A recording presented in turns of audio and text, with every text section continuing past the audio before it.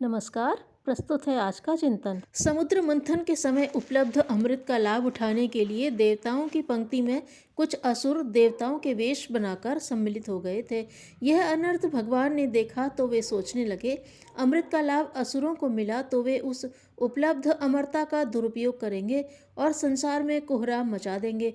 इसलिए उन्हें हटा देना ही उचित समझा और चक्र सुदर्शन से उन देववेश में छिपे बैठे असुरों का सिर काट कर फेंक दिया। पौराणिक गाथा आज भी विभिन्न परिस्थितियों में क्या किया जाना चाहिए इसका ठीक पथ प्रदर्शन करती है। विभूतियों की दैवी शक्तियां देवताओं के पास रहनी चाहिए क्योंकि वे ही उसका सदुपयोग कर सकते हैं। विभूतियां देवत्व हैं, वे तो हमारे जीवन मरण की सहचरी हैं। उनके बिना प्रगति नहीं, शांति नहीं, स्थिरता नहीं। सो विभूतियों की निंदा नहीं की जा सकती, न उपेक्षा की जा सकती है और न दुरुपयोग सहन किया जा सकता है। आज असुरता के साम्राज्य ने संसार की विभूतियों को भी अपने लोह पाश में कस लिया है। राहु द्वारा सूर्य और चंद्र को ग्रस लेने पर अंधकार छा जाता है और घुटन पैदा हो जाती है।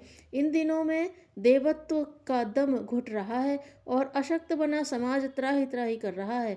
इस स्थिति का अंत होना ही चाहिए। समाज शासन सत्ता उनके हाथ रहनी चाहिए जो उसका उपयोग विशुद्ध रूप से प्रजा पालन के लिए कर सके। अश्व घोष जनक आदि की तरह जो निष्प्रह रह सके, नसीरुद्दीन शाह की तरह जो टोपियां सिलकर अपना पेट पालें और शासन का कार्य परमार्थ परायण लोक सेवक की तरह साधना तपश्चर्या की तरह संपन्न करें। हमें चाणक्य जैसे शासन सूत्र का संचालक चाहिए जो पैदल चलकर फूस की कुटिया में निवास करने जाया करे और शासन व्यवस्था चलाने का कार्य किसी अनुष्ठान की तरह संपन्न किया करे। धर्माचार्य के पद पर वशिष्ठ, व्यास, भारद्वाज, याज्ञवल्क्य, सुखदेव, कपिल, कणाद, जैमिनी जैसे परखे हुए लोग ही आसीन होने चाहिए। बुद्धिजीवी वर्ग को शंकराचार्य, वादुरायण, चरक, पाणिनि, सूर, तुलसी, कबीर जैसों का अनुकरण करना चाहिए। कलाकार नारद और मीरा से प्रकाश ग्रहण कर सकते हैं। धनवानों को वाजिश्रवा, हरिश्चंद्र, भामाशाह जैसे आदर्श प्रस्तुत करने के लिए आगे आना चाहिए। समय आ रहा है कि देव और असुरों को अलग अलग पंक्तियों में खड़ा किया जाए। विभूतियों को प्राप्त कर जो उनका सदुपयोग करते रहें। उन देवताओं को जनता का भी पूरा सहयोग मिलना चाहिए और उनकी महानता को पग पग पर सराहा जाना चाहिए।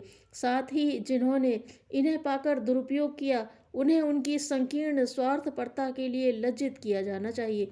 भ्रष्टता इसलिए फैलती रही कि देव शक्तियों का दुरुपयोग करने वाले भी सम्मानास्पद माने जाते रहे और उन्हें सहयोग समर्थन मिलता रहा। साधुता इसलिए मरती गई कि उसे उपहास मिला और उपेक्षित माना गया। किसी ने उसे सराहा नहीं और न सहयोग दिया। लोकमत की शक्ति अपार है। लोकमानस जब तक मूर्छित पड़ा है तब तक मृतक है। उसे कोई भी पददलित करता रह सकता है, पर जब वह सजग होकर उठ खड़ा होता है तो फिर उसका सामना कर सकने में संसार की कोई सत्ता समर्थ नहीं हो सकती। शस्त्रों से व्यक्ति मरते हैं, पर लोकमत की जिस पर मार पड़ती है वह विडंबना कितनी ही बड़ी क्यों न हो, देखते देखते जल बल कर नष्ट हो जाती है। लोकमत का सींचा हुआ सूखा वृक्ष भी हरा और जीवित हो जाता है। इस मर्म को समझते हुए हमें ऐसा प्रचंड लोकमत जागृत करना चाहिए जिसमें अनाचार को जीवित रह सकना असंभव हो जाए। उन शक्तियों को पाकर जिन्होंने उनका सदुपयोग किया, उनकी प्रशंसा और प्रतिष्ठा के लिए, चर्चा और अनुकरण के लिए एक सुव्यवस्थित अभियान चलाना चाहिए। यदि भले बुरे के बीच स्पष्टता और प्रखरता के साथ अंतर किया जाता रहता, अवांछनीय आचरण करने वाले पग पग पर तिरस्कृत और अपमानित होते, उनसे सीधे मुंह कोई बात न करता, न उनके साथ बैठता, न उन्हें अपने पास बैठने देता। सर्वत्र उन्हें असहयोग, विरोध और घृणा का ही उभार दिखता तो उस लोकमत के आगे उन्हें अपनी गतिविधियां बदलने के लिए विवश होना ही पड़ता। मनुष्य का मूल्यांकन हमें पुनः विवेकशीलता और न्याय निष्ठा के आधार पर कर सकने का साहसिक दृष्टिकोण विकसित करना चाहिए और लोकमत को बहकाया खरीदा न जा सके ऐसी परिस्थितियां पैदा करनी चाहिए।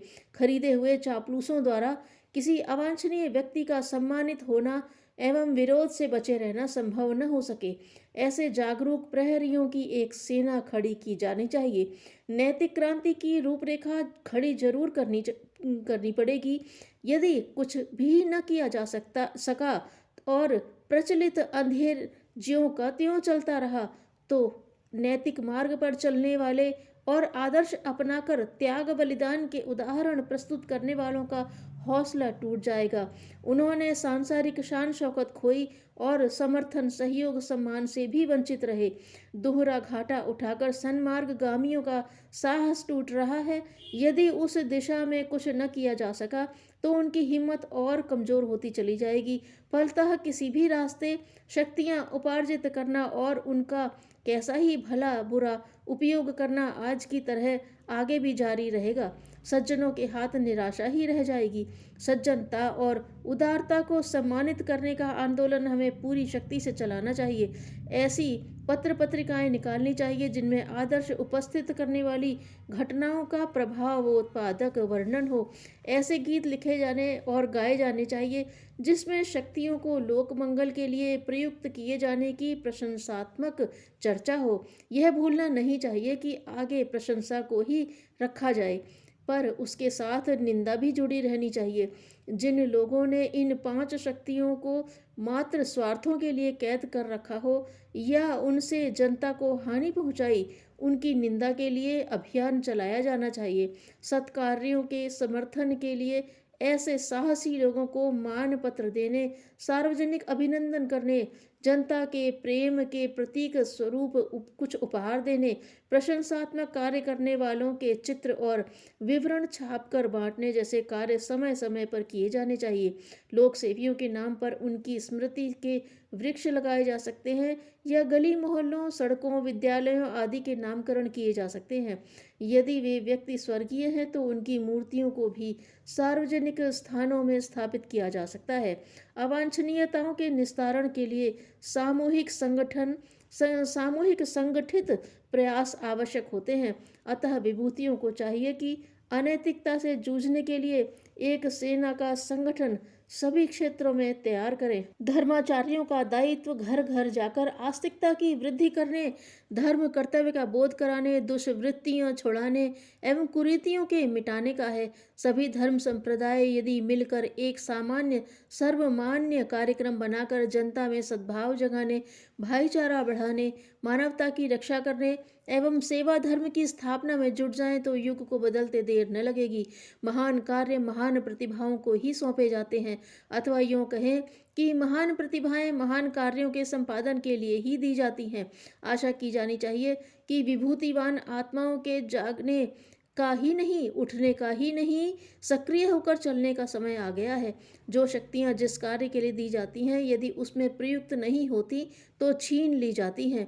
महाकाल तो अपना कार्य किसी से भी करा लेंगे, लेकिन विभूतियों को आत्म प्रताड़ना एवं सामाजिक भर्त्सना का शिकार न होना पड़े, इसके लिए उन्हें समय रहते सचेत हो जाना चाहिए।